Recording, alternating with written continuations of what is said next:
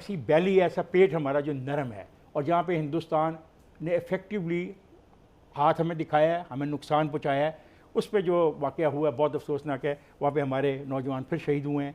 क्योंकि वहाँ पर Hindustan sponsored CIA sponsored sleeper cells मौजूद हैं। इंडियंस के जो स्लीपर सेल्स बने हुए हैं, इंडिया ने जब पिछले दौर में उधर कॉन्सुलेट्स में बैठ के बाकायदा इस चीज़ को मॉनिटर करके इस्टेब्लिश किया था। पिछले तकरीबन गुज़िश्ता 15 से 20 दिन पहले एक वीक के अंदर 2 हमले हुए और उसमें लोग भी शहीद हुए, 6 लोग एक जगह पे शहीद हुए। बात और वही जो अफसोसनाक है, आपको पता है कि अफगानिस्तान के साथ जो हमारा जो बॉर्डर लगता है, ये इलाका जो हमारा है, ये कुछ थोड़ा ऐसा इलाका है जहाँ से लोग आते हैं अंदर, हिट करते हैं। चमन वाली साइड की बात कर रहे हैं। चमन के साथ साथ और भी लगता है। चमन है, स्पिन बुलदाक है, कंधार से लेके चमन तक। कंधार से अगर आगे हम चलते हैं तो चमन तक का इलाका ऐसा ही है, दाखिल होते हैं, हिट करते हैं, वापस चले जाते हैं।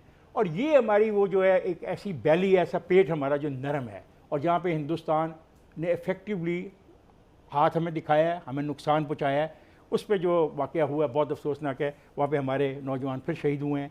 बलूचिस्तान में दहशतगर्दी के हवाले से, जिस पर भी तबसरा किया है इमरान खान साहब ने, और जो हमारी FCC पर हमला हुआ है जिसके नतीजे में नुकसान हुआ है, शहीद हुए हैं लोग, ये फितना भी बहुत देर से चल रहा है और मौजूद है। और ख़ास तौर से बलूचिस्तान में इसलिए है कि जो जिक्र किया उन्होंने, स्पिन बोल्दक का एक इलाका है जहाँ पर फरारी कैंप्स हैं, जिनको रॉ, मुसाद और DS नहीं BLA नहीं वो जो BLA एलिमेंट जो उनकी खुफिया एजेंसी है, जो खुफिया एजेंसी है, अफगानिस्तान की जो खुफिया एजेंसी है, DNA something like that, not DNA, DSN के समथिंग इस तरह का नाम है उसका।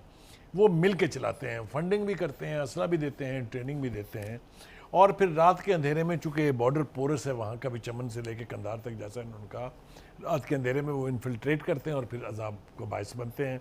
क्योंकि वहाँ पर Hindustan sponsored CIA sponsored sleeper cells मौजूद हैं। तो ये एक फितना जो है बदरजा आतम वहाँ मौजूद है। और ये हमारी जो एजेंसीज़ हैं उन्होंने बड़े इफ़ेक्टिव ऑपरेशन किए, बहुत ज़्यादा कामयाबियाँ हासिल की, लेकिन ये बात अभी वहाँ पर ख़त्म नहीं हुई है। अच्छा बुखार साहब, बात ये है कि ये सिर्फ ये बॉर्डर नहीं है। अगर आप ईरान और मंद वाला बॉर्डर भी ले लें ना, तो उस एरिया में भी यही इंसर्जेंसी होती रहती है। और जिस आप इंडिया की बात कर रहे थे, उसका नाम NDS है, NDS अफगानिस्तान की, ठीक है। NDS, yes. तो ये वो एलिमेंट्स हैं, देखिए ना, मंद के बॉर्डर से लेके आप जब चमन के बॉर्डर तक आते हैं तो ये पूरा बॉर्डर अफगानिस्तान और ईरान के साथ कनेक्टेड है। और इसमें सबसे इम्पॉर्टेंट जो बात है वो ये है कि जो BLA के एलिमेंट हैं, जो अपने आप को बलूचिस्तान लिबरेशन आर्मी की बात करते हैं, गिने चुने लोग हैं, इनको सपोर्ट करता है इसी बॉर्डर बेल्ट में इंडियंस के जो स्लीपर सेल्स बने हुए हैं, इंडिया ने जब पिछले दौर में उधर कॉन्सुलेट्स में बैठ के बाकायदा इस चीज़ को मॉनिटर करके इस्टेब्लिश किया था। उनका ऑब्जेक्टिव क्या है? ऑब्जेक्टिव सिर्फ एक है कि बलूचिस्तान में अमन ना हो। क्यों?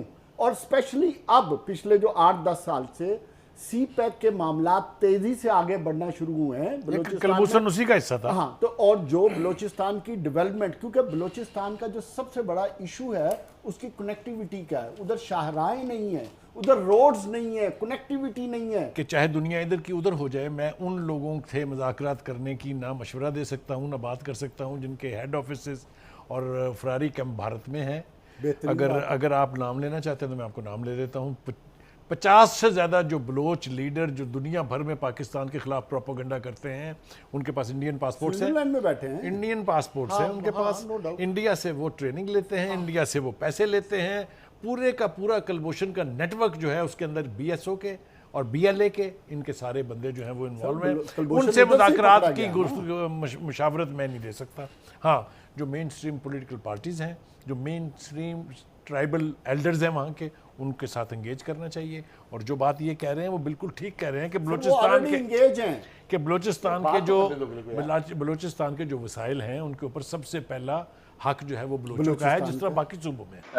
पिछले तकरीबन गुज़िश्ता 15 से 20 दिन पहले एक वीक के अंदर 2 हमले हुए और उसमें लोग भी शहीद हुए, 6 लोग ایک جگہ پہ شہید ہوئے میرے. اور یہ میں آپ کو بتاتا چلوں رضوان رئیس صاحب ساتھ ساتھ کہ کل chief of army staff Quetta میں تھے, وہ کوئٹہ کالج میں, کمانڈ اینڈ سٹاف کالج میں انہوں نے خطاب کیا اور انہوں نے دہشت گردی کے حوالے سے ملک کے باقی جو معاملات ہیں, انٹرنل سیکیورٹی ہے, ریجنل سیکیورٹی ہے, پلس ایک بات جو انڈیا کے حوالے سے معاملات ہیں, دیرینہ تنازعات ہیں, اس پر انہوں نے بات کی کہ خطے میں دیر پا امن کے لیے جو ہے وہ جنوبی ایشیا میں دیرینہ تنازعات کا حل ہونا ضروری ہے, اور ساتھ ساتھ کہا کہ ملک کی ترقی کے لیے مربوط اور یکجہتی کے ساتھ کوششیں جو ہیں وہ کی جانی چاہیے. یہ کل chief army staff general Qamar Javed Bajwa نے سٹاف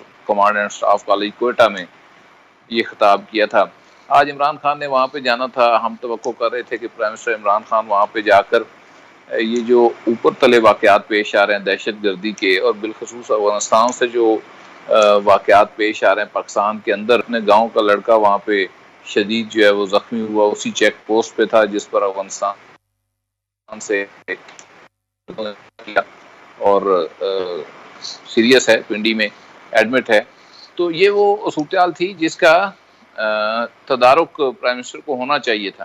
ہم توقع کر رہے تھے کہ وہاں پہ وہ پالیسی سٹیٹمنٹ دیں گے افغانستان کے معاملے کے اوپر, افغانستان سے حالیہ جو در اندازی ہو رہی ہے پاکستان کے اندر اس کے اوپر, پھر جو انسرجنسی پاکستان کے اندر بلوچستان کے اندر جو بڑی ہے, اور یہ کوئی ڈھکی چھپی بات نہیں ہے, بلوچستان کے اندر واقعات ہو رہے ہیں, آپ کے قبائلی علاقوں کے اندر جو اب تو کے پی کے کا حصہ ہیں, پہلے فیڈرل جو ایڈمنسٹریٹو ایریا تھے وہاں پہ واقعات ہو رہے ہیں, دہشت گردی کے اوپر تلے فورسز پر حملے ہو رہے ہیں, اور وہاں پہ ایک مخصوص قسم کا نیریٹو بلڈ کرنے کی کوشش کی جا رہی ہے پشتون بیلٹ کے اندر.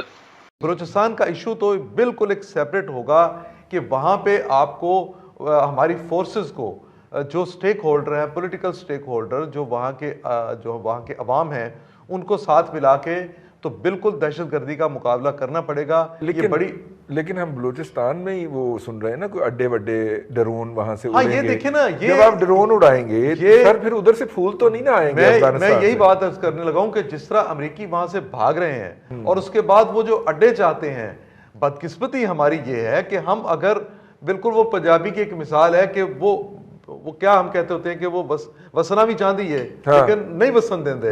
سو ہمارے یہ جو ہمارے دوست نما جو ہمارے, میں ان کو دشمن تو نہیں کہتا, لیکن یہ ہمارے جو خیر خواہ ہیں, ان کو یہ سوچنا چاہیے کہ وہ پاکستان کو کہیں پرسکون بھی رہنے دیں.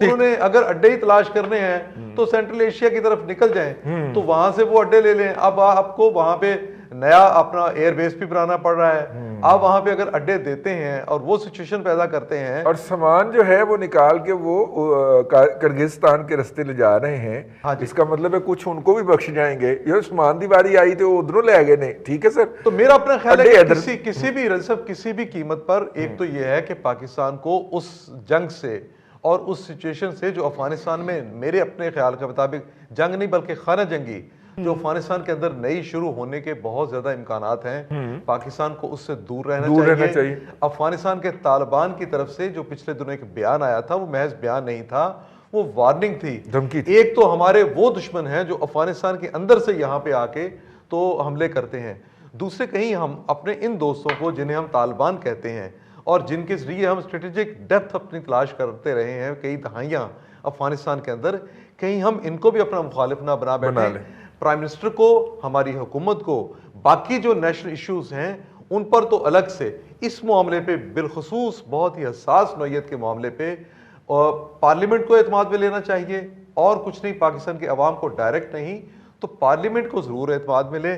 مجھے یوں لگ رہا ہے کہ پاکستان میں باقی پولیٹیکل پارٹیز کو, کچھ افراد کو تو پتہ ہو سکتا ہے, لیکن پولیٹیکل پارٹیز کو یا کولیکٹیو وزڈم اس میں ہم استعمال نہیں کر رہے, ہم انفرادی طور پہ فیصلے کر رہے ہیں جن کا نتیجہ ہم نے ماضی میں بھی غلط دیکھا ہے اور آئندہ بھی اس کا نتیجہ غلط ہی ہو سکتا ہے.